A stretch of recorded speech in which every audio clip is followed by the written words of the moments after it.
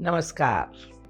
Did you know that we take around 20,000 breaths every day, but most of us aren't aware even of a single one? Well, that's the difference between automatic breathing and conscious pranayama. Pranayama is not just about breathing, it is about breathing with awareness. But many people make mistakes that can disturb the flow of prana rather than enhancing it. So today I am going to talk to you about the most common mistake to avoid. The first mistake is forcing your breaths. Many people believe that longer breath means better pranayama. This is not true at all. One must do pranayama according to its own capacity. When you force the inhalation or hold the breath too long, the nervous system becomes agitated. Your breath should be like calm river, not a pressured dam. The second mistake is practicing it on full stomach. Pranayama should always be done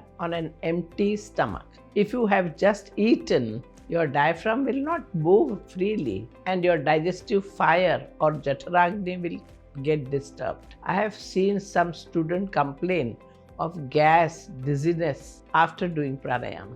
This is simply because they didn't follow the basic rule. The third mistake is ignoring the posture. See, slouching while doing pranayama is like trying to pour water in a bottle lying on its side. It will not go in properly. Always sit with a straight spine, relaxed shoulders and still body. Your body is a container. If it is not steady, the prana will not settle. Only for Yogendra Pranayama 4 or diaphragmatic breathing, maybe you can lie down supine for a better movement of diaphragm.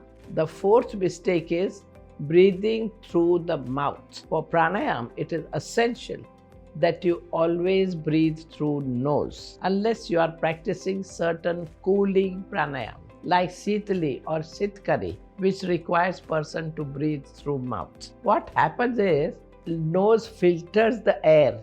It warms the air and energizes the air. Mouth breathing disturbs the energy channel. It will leave you tired instead of refreshed. The fifth mistake is overdoing in the beginning. When people hear about the benefits of the pranayama, better sleep, emotional balance, increased immunity, they get excited and then they start overdoing it. But it is best to start comfortably with your own capacity and build up your practice gradually. Don't forget, pranayama is like medicine. Medicines become poisonous if overdosed. So start slow. Build gradually. Let your nervous system adapt. Do only as many rounds as recommended by your yoga teacher. The sixth mistake is practicing in polluted environment. Air quality index AQI makes a big difference when you practice pranayama, as it involves patterns of inhalation and exhalation. That's why you should never do pranayama in a place which is highly polluted. Choose a clean, ventilated and peaceful place. Early morning, doing pranayama at around Brahma Muhurt or between 4 a.m. and 6 a.m. is the best time. Nature itself supports your practice. All the major cities have pollution and that too very high. So they should not do pranayama in the morning in Brahma Muhurt.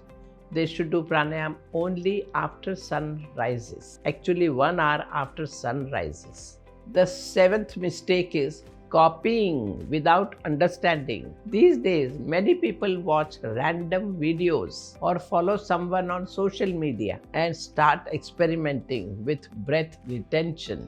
Badhas and rituals like 4:16:8. Please don't do this. Here at the Yoga Institute, we give a safe breathing ratio, that is 1:2:1.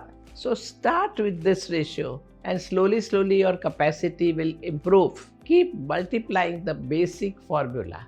Every person's dosha and health condition is different. What suits one may harm another. Always learn pranayama from a qualified teacher who can guide you, your prakriti and your needs. The eighth mistake is missing out on the pause after pranayama. One of the most overlooked part of the pranayama is the silence after the practice. Those few minutes of sitting still, with eyes closed, letting the breath settle, allowing your prana to move freely.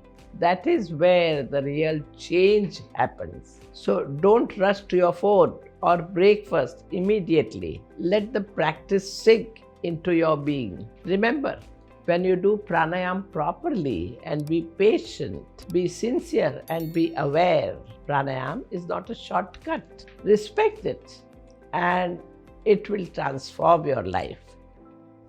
Namaskar.